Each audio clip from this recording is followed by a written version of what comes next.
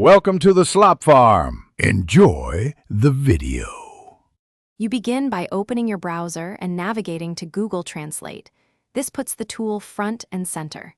Select the source language or pick Detect Language so the service figures it out automatically, then choose your target language so results match your intent.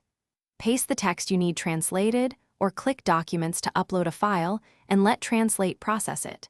Do this now to move from setup to action. The reason is speed and accuracy. Labels and formats inform better translations. Once you have base text, refine the result by listening and editing. The speaker icon reveals natural rhythm and edge cases.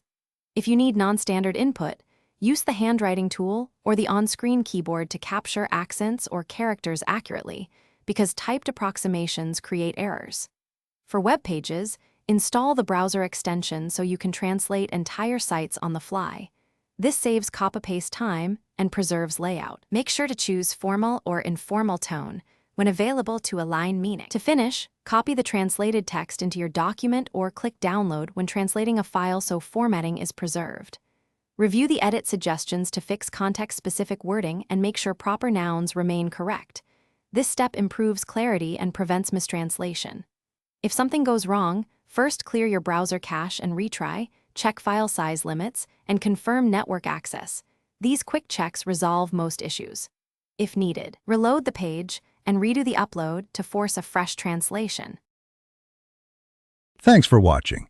Consider subscribing if we helped you today.